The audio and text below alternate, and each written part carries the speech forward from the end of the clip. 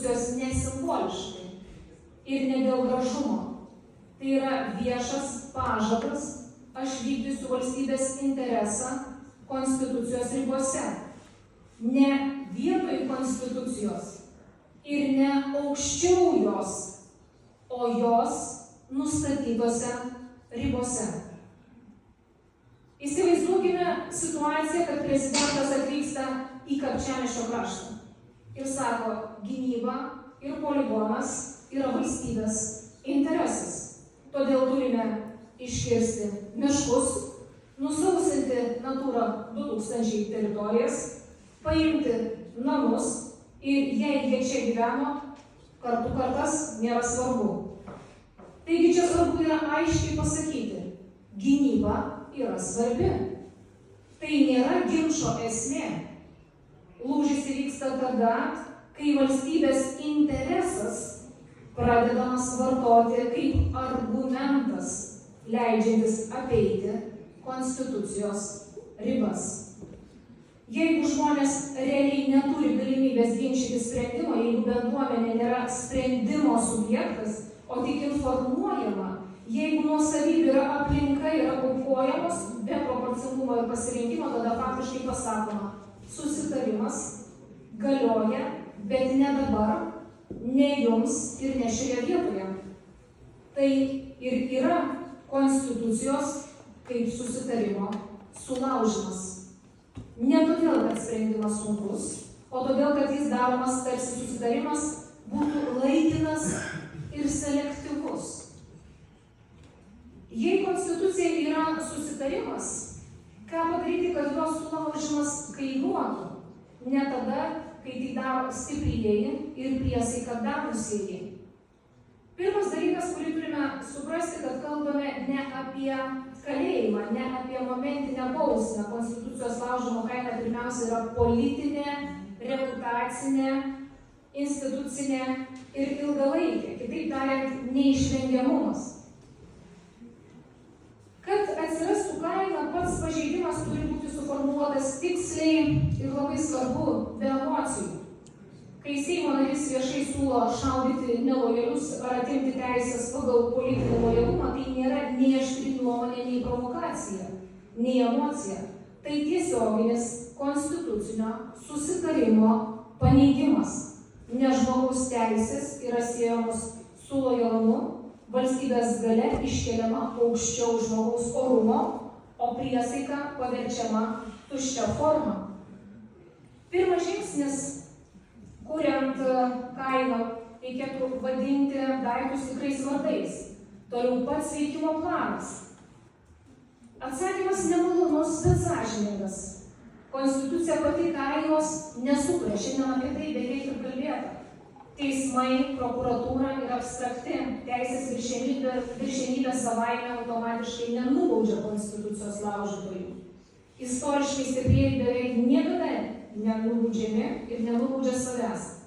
Kaina sukuria visuomenę, kai pradeda elgtis vieningai ir sistemingai. Taigi, dėl ko turime susitarti? Turime susitarti dėl ribos, ne dėl nuomonės. Mes nesusitarėme dėl to, kas teisus. Mes susitarėme dėl to, kur peržengta riba. Bendra formulė visiems labai paprasta. Tai yra konstitucijos kaip bendro susitarimo laužimas. Jokio psichologizavimo, jokio man atrodo, jokio asmeninio vertinimo, tik riba. Tai sukuria minimalų, bet veiksmingą vienybės pagrindą. Vartojame tuos pačius žodžius. Vienybė gimsta ne jausmuose, o kalboje. Skirtingi žmonės, skirtingos pažiūros, bet tas pats sakinys, ta pati savoka, tas pats vertinimas, ne skandalas, ne neatsargus pasisakymas, o priesaika davusio asmens konstitucijos ribų peržengimas. Kai kalba tampa vienoda, skaldymas nustoja veikti. Fiksuojame, o nereaguojame.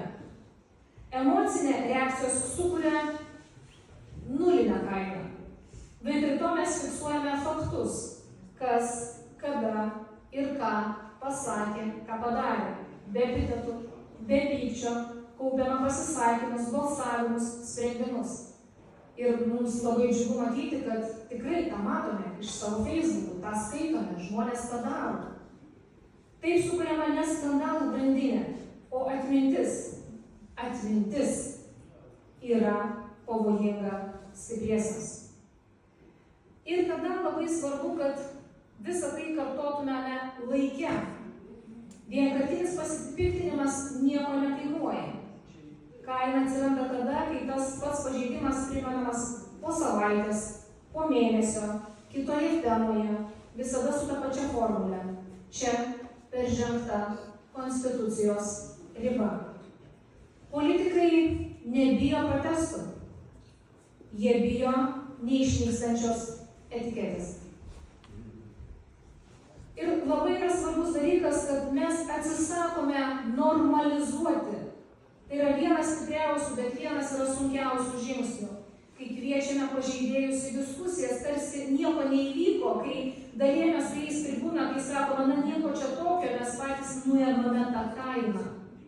Todėl kartais veiksmingiausias veiksmas yra labai tylus. Nebevaidinti, kad tai normalu. Be rėkimo, be blokavimo, tiesiog be legitimizavimo. Konstitucija neveikia ne todėl, kad ji silpna.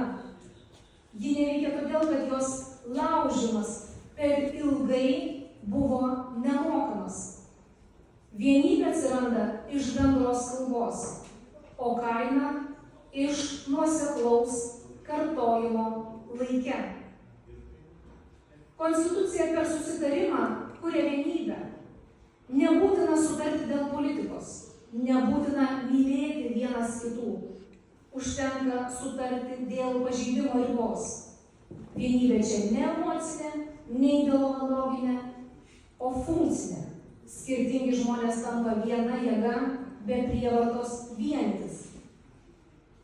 Konstitucijos kaip susitarimo laužimo kaina turi turėti vardą. Vardas turėtų būti kartojamas, kartojimas tampa atmintimi, atmintis tampa reputacija, reputacija tampa politinė našta.